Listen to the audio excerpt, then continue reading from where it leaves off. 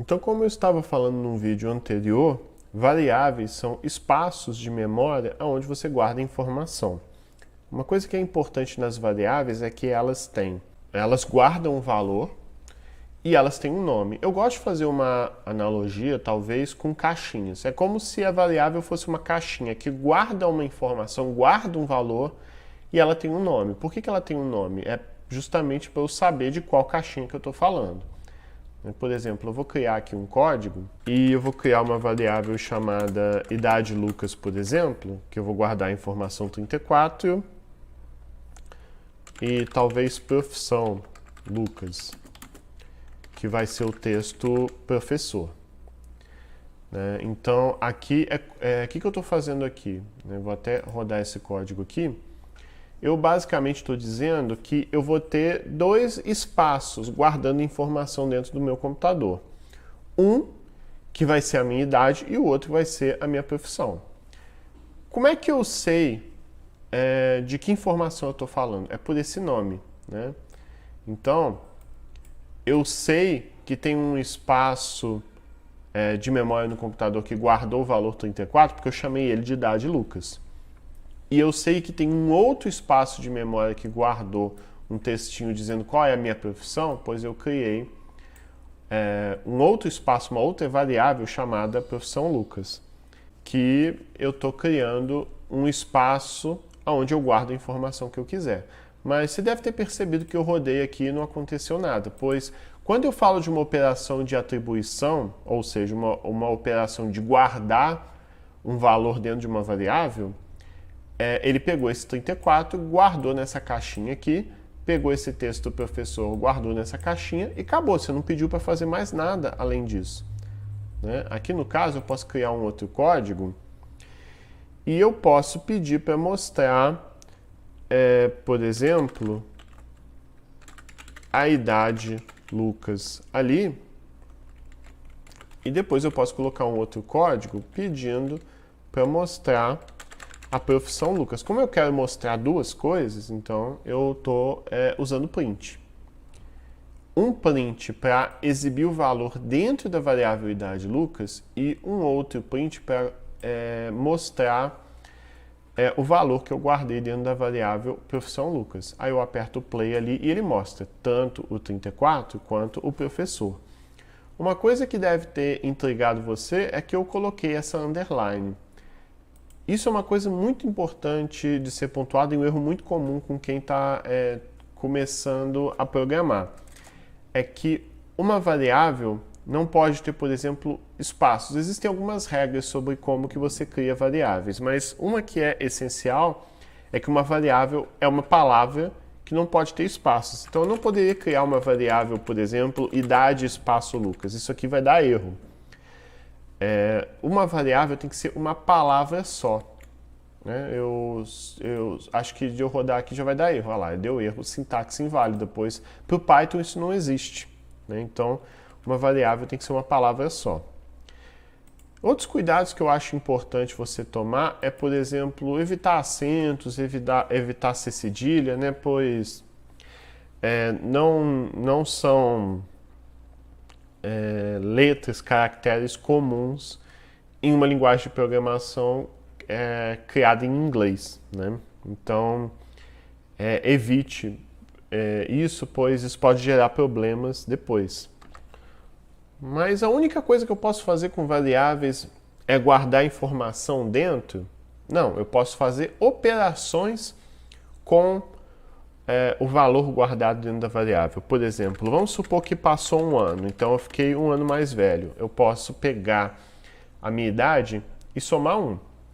Ao fazer isso, apertar o play ali, aparece 35. Então ele pegou o valor guardado dentro da variável idade Lucas, somou 1, 34 mais 1 dá 35.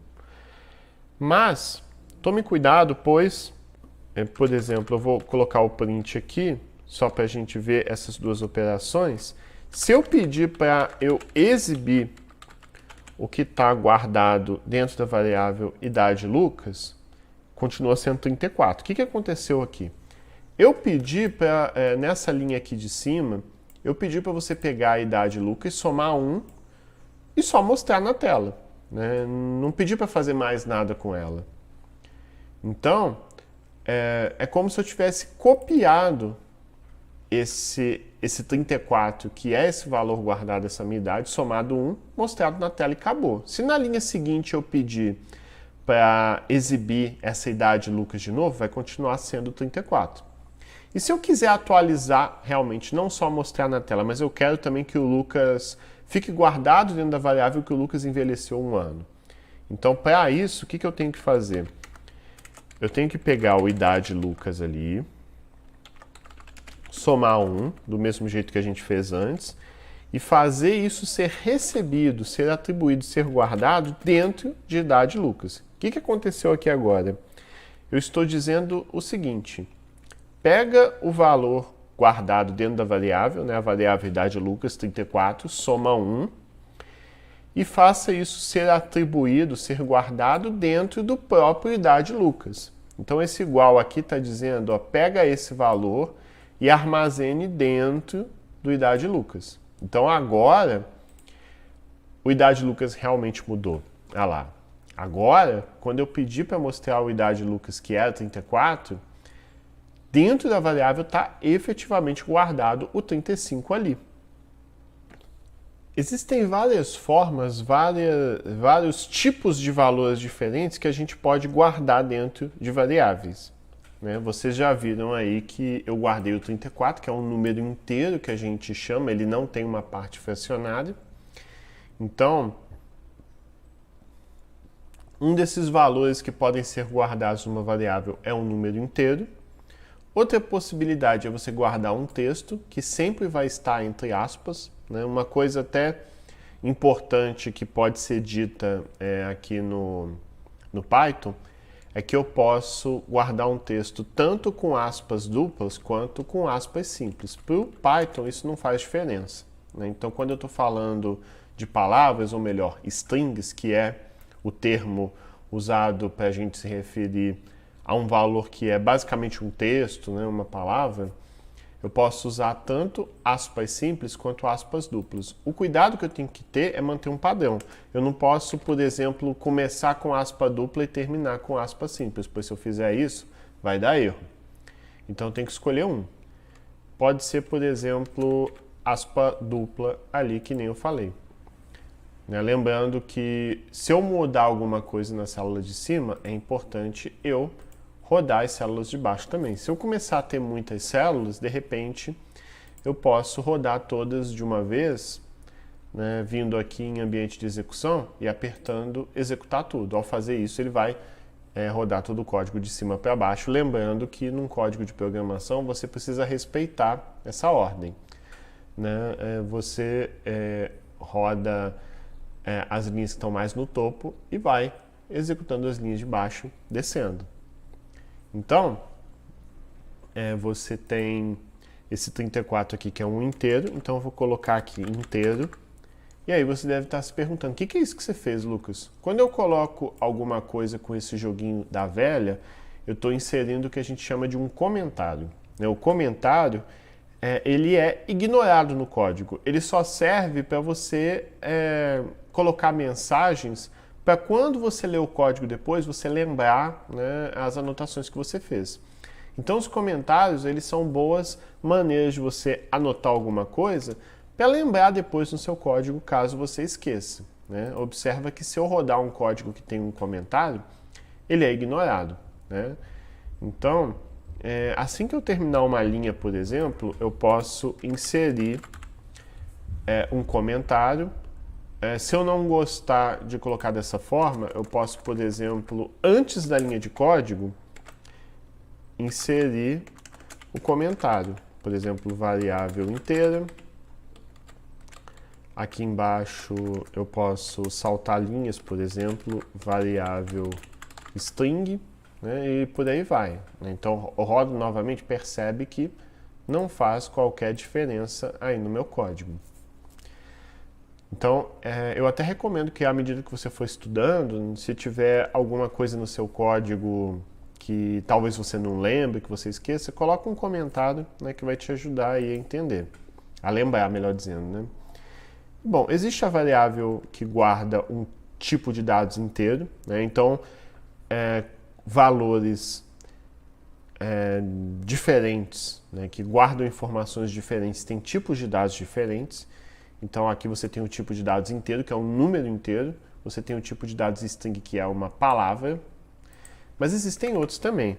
Você tem, por exemplo, o float, que a gente chama, né? O float, na verdade, é um número que tem uma parte fracionada.